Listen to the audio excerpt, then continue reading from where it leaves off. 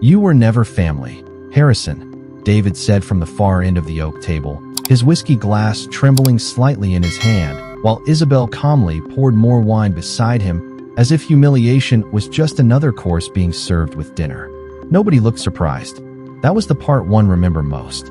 Not the words themselves, but the silence that followed them. The kind of silence only old-money families know how to create. Heavy, polished, cold enough to make a 70-year-old man feel like furniture left in the wrong room.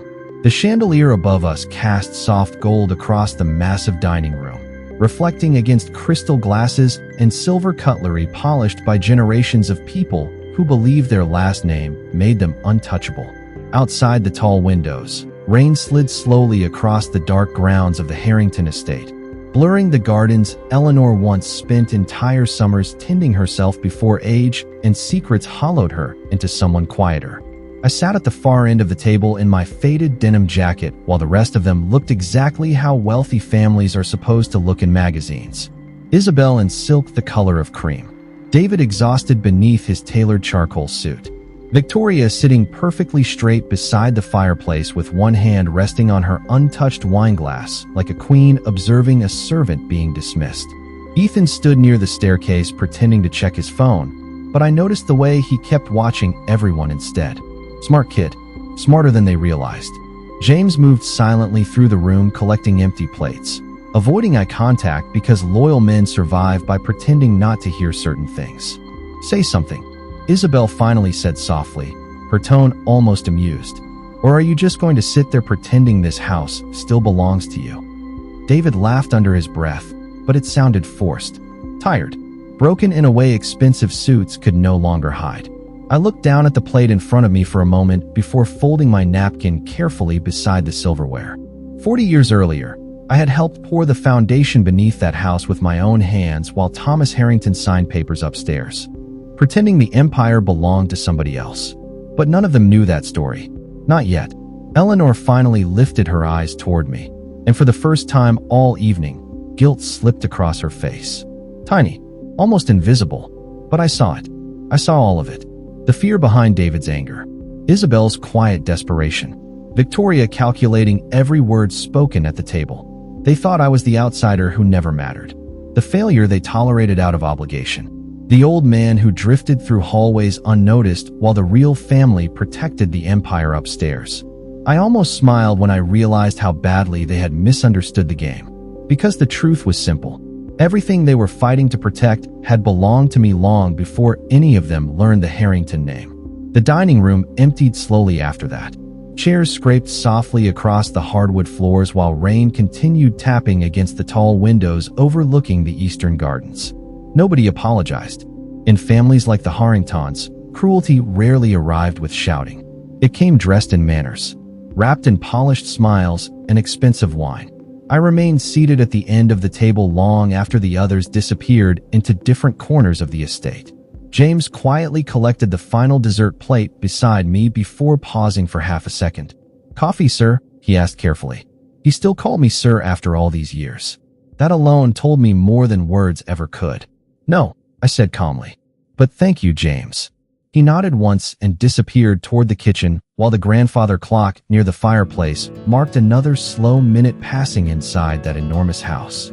I could hear Isabel laughing faintly somewhere upstairs, the sound echoing down through the open hallways like glass tapping against stone. David's voice followed hers briefly before fading again. Tired, defeated, the estate always sounded different at night. During the day, it looked like the kind of place magazines called Timeless American Wealth. 42 acres outside Newport. Imported marble floors. Oil paintings older than most towns in Rhode Island. But after midnight, the mansion became something else. Entirely.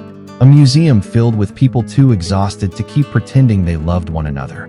I stood slowly from the table and walked toward the library near the west wing, my boots dull against the polished floor. Portraits of dead Harrington men stared down from the walls while thunder rolled somewhere beyond the cliffs outside. Every hallway carried memories nobody spoke about anymore. Every room held secrets purchased with silence. As I passed the staircase, I noticed Ethan sitting alone near the landing with his sleeves rolled up and a legal pad resting against one knee. He looked up immediately when he saw me. You should not let them talk to you like that, he said quietly. Young people still believe dignity could be defended in real time. I almost envied that. Your father is under pressure, I replied. Ethan frowned. That does not excuse any of this.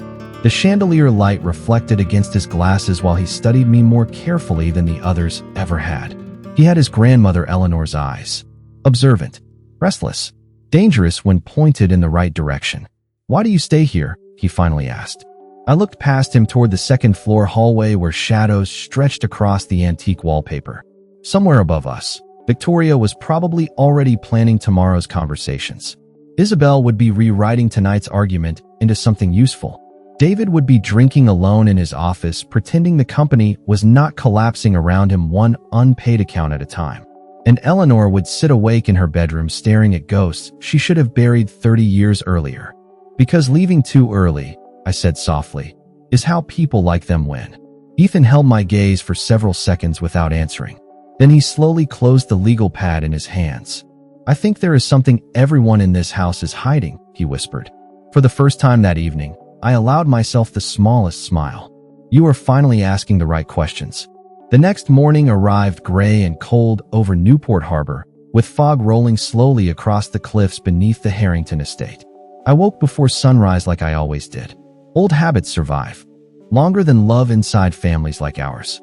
The guest room they kept me in sat above the garage at the far end of the west wing, small compared to the rest of the mansion, but still larger than most hotel suites in Manhattan. That was the Harrington way. Even their rejection came wrapped in luxury. I buttoned my flannel shirt slowly and looked out the rain-streaked window toward the long gravel driveway, where black sedans already waited near the entrance. By 7 o'clock, the house was awake. Phones ringing downstairs. Coffee brewing in the kitchen. Quiet panic moving beneath polished routines. Something was wrong, and everyone could feel it.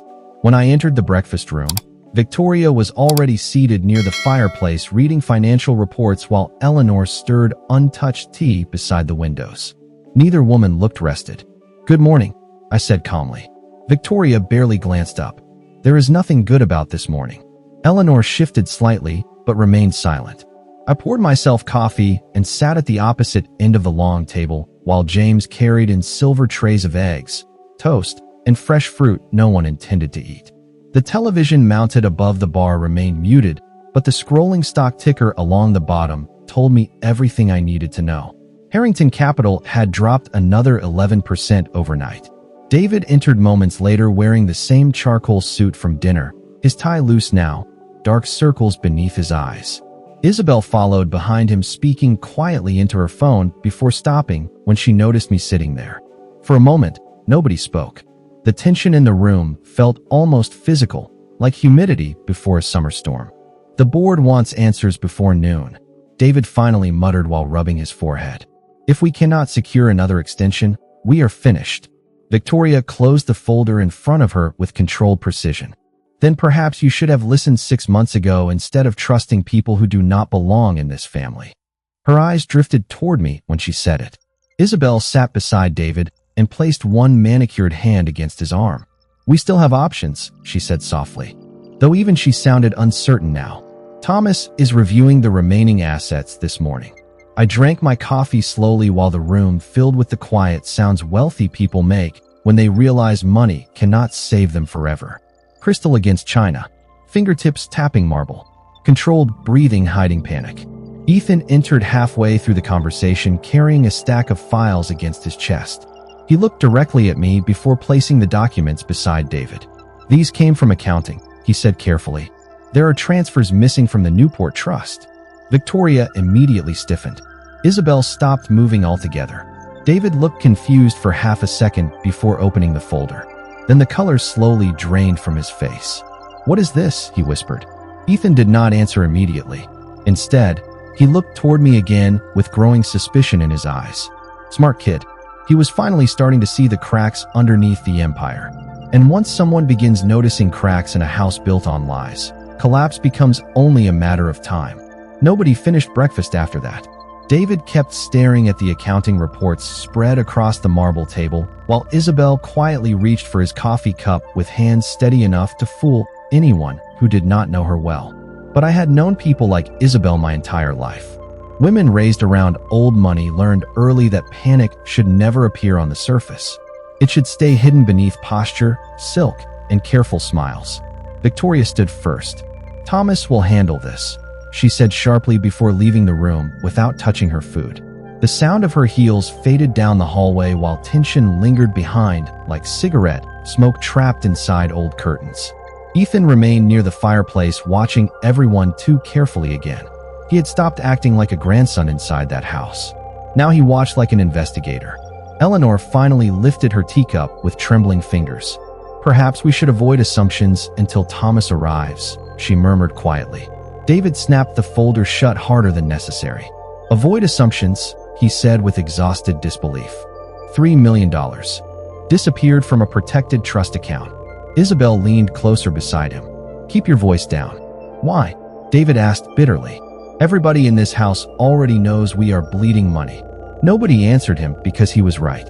The Harrington Empire had been cracking for years. Expensive charity galas, private clubs in Manhattan, political donations. Generational wealth had a way of disguising decay long after foundations started collapsing underneath. That was always the danger with old money families. They spent decades protecting appearances while ignoring reality. I carried my coffee into the library before the argument could continue. The room smelled faintly of cedar wood, old paper, and rain drifting through the chimney. Floor-to-ceiling shelves wrapped around the walls beside portraits of Harrington men who built fortunes through railroads, shipping contracts, and ruthless partnerships nobody discussed openly anymore. Near the far window sat the same leather chair Thomas used every winter for nearly 30 years while reviewing estate documents beside the fire.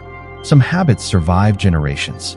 I had barely settled into the chair across from it when the library door opened quietly behind me.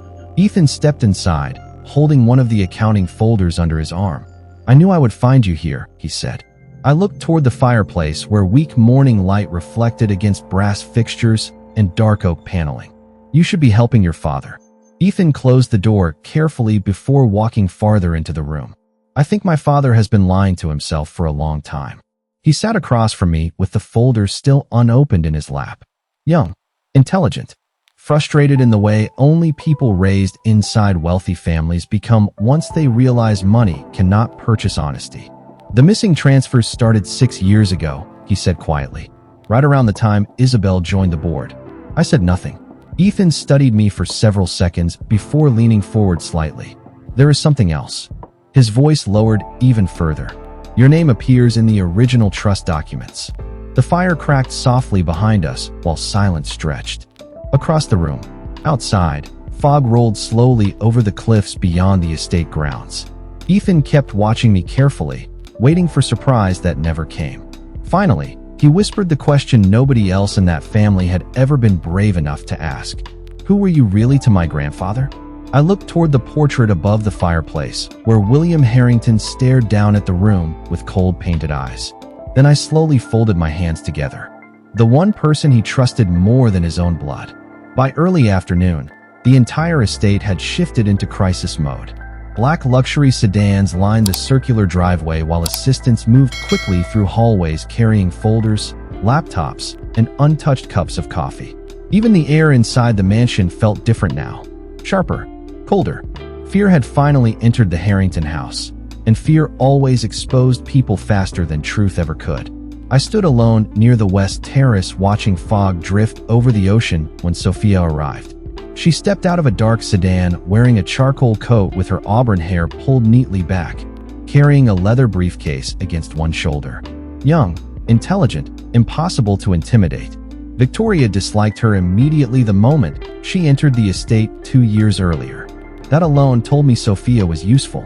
James opened the front doors for her, while Isabel crossed the entrance hall with practiced elegance hiding obvious irritation. "You were not expected today," Isabel said smoothly. Sophia removed her gloves calmly. "Thomas requested additional legal review." Isabel smiled politely, but her eyes hardened for half a second. "Of course he did." I remained outside long enough to let them disappear deeper into the mansion before returning through the library corridor. The entire first floor buzzed with controlled panic now. David's voice echoed from his office near the East Wing while accountants argued quietly over conference calls behind closed doors. Somewhere upstairs, Eleanor was crying softly for the first time in years. Old secrets have a way of exhausting people once they realize silence can no longer protect them. When I entered the study beside the dining room, Thomas Harrington sat alone reviewing documents beneath a brass reading lamp. At 74, Thomas still carried himself like a man who believed order could survive anything if paperwork remained organized enough. He looked up the moment he saw me. "You should not be here right now," he muttered quietly.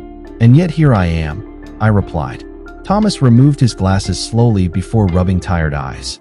"Victoria still thinks she can contain this situation.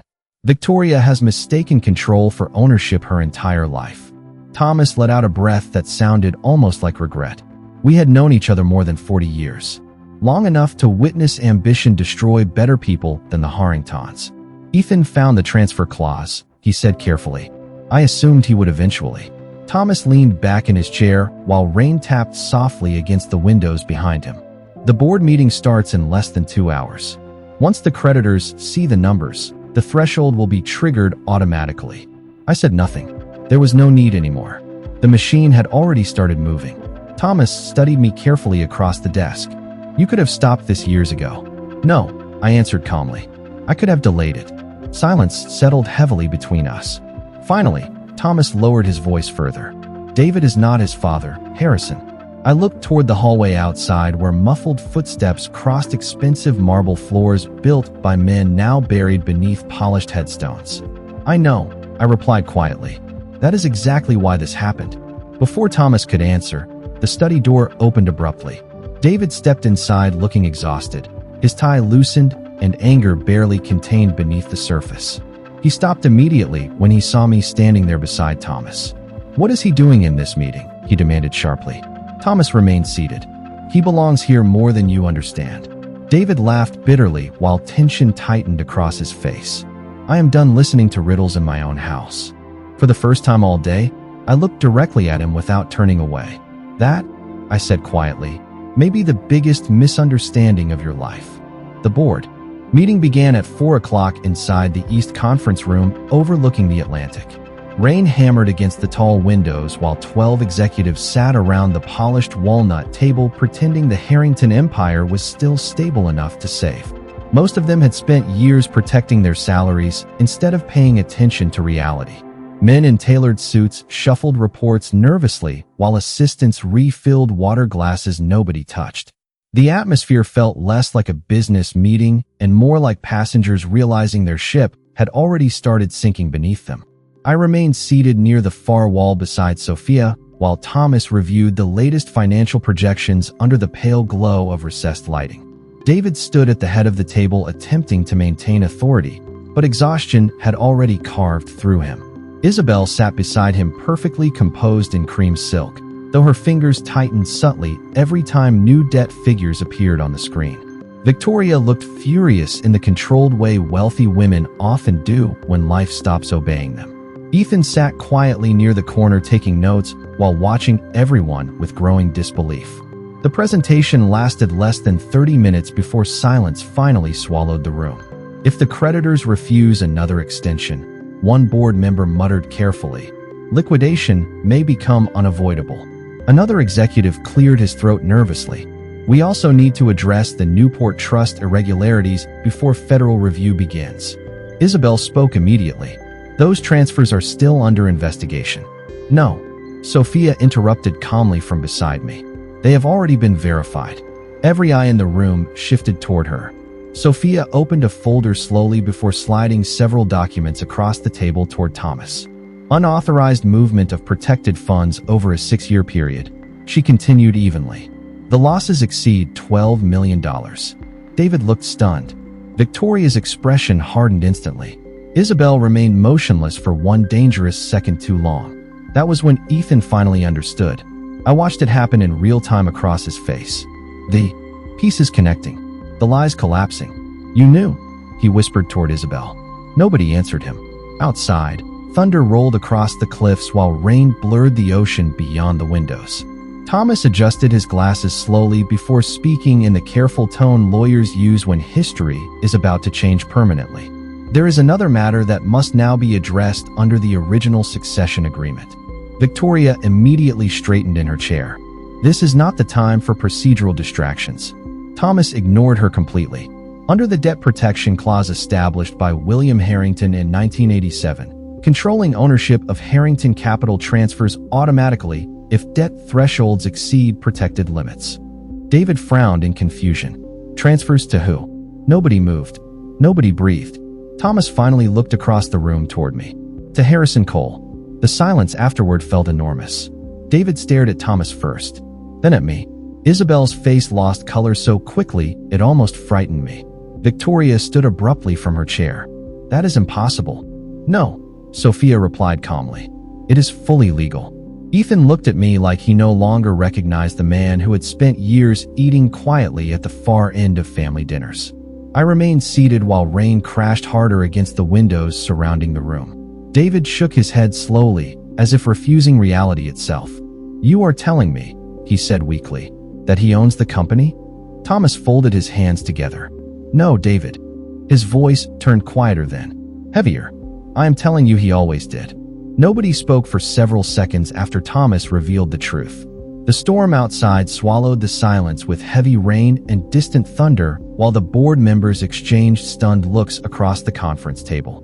Decades of assumptions had just collapsed in less than a minute. David slowly lowered himself into his chair like his legs no longer trusted the floor beneath him. Isabel remained perfectly still beside him, but I noticed the tiny crack forming beneath her composure now. Fear. Real fear this time. Victoria was the first to recover. This is manipulation, she said, sharply while gripping the edge of the table.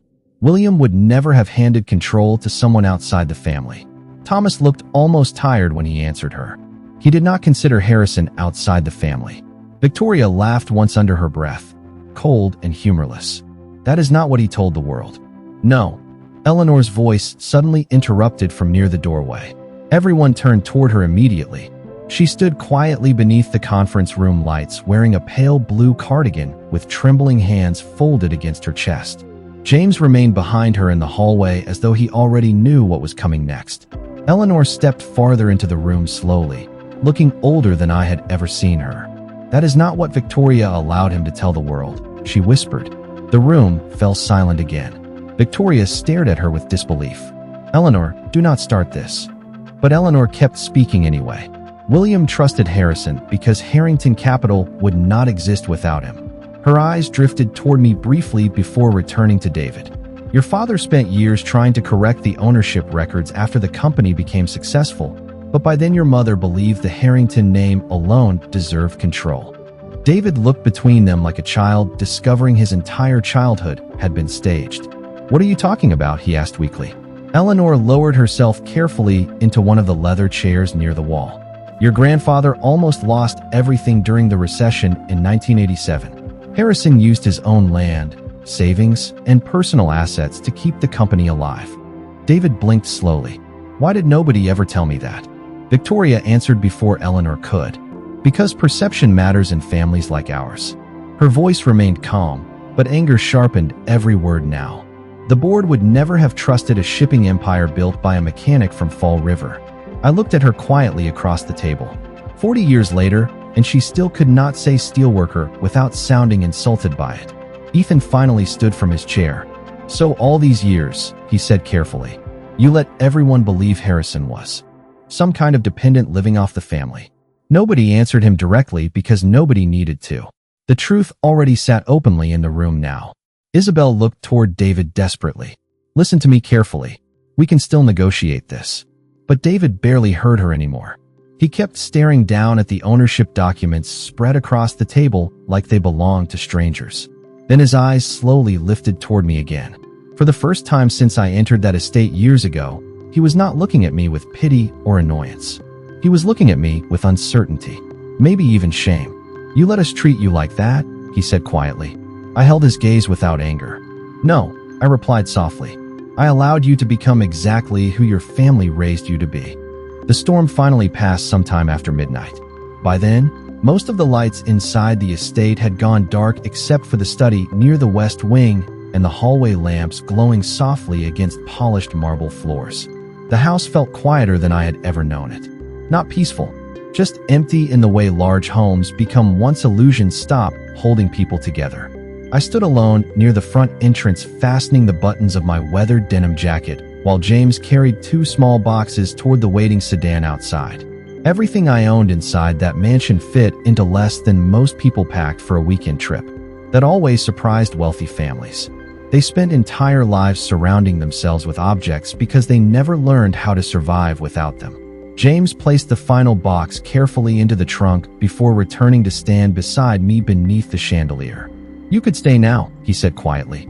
"Nobody would question it anymore."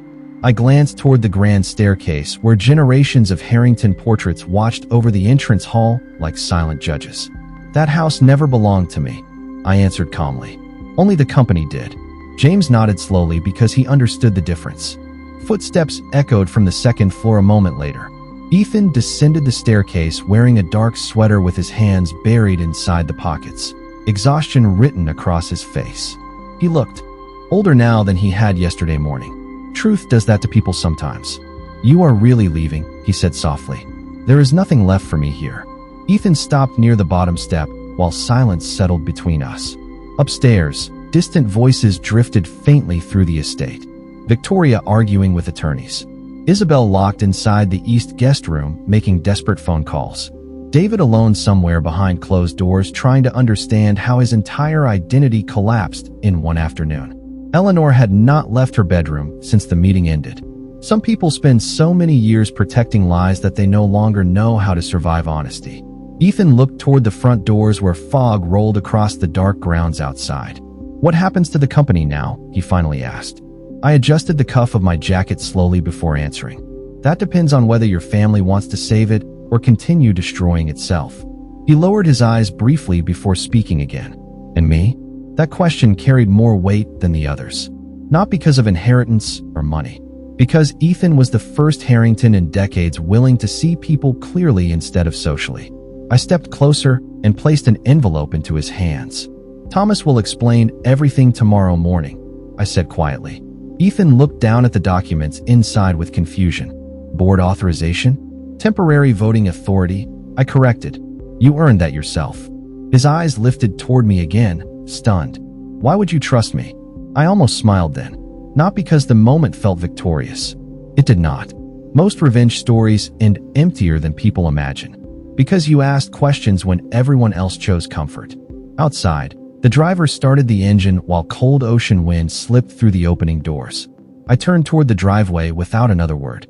Behind me, the Harrington estate stood enormous and silent beneath the fading storm clouds, still beautiful from a distance, still rotting underneath. Ethan remained standing beneath the chandelier, watching me walk away while the first light of morning slowly appeared beyond the cliffs of Newport Harbor. And for the first time in decades, I left that house with nothing left to prove.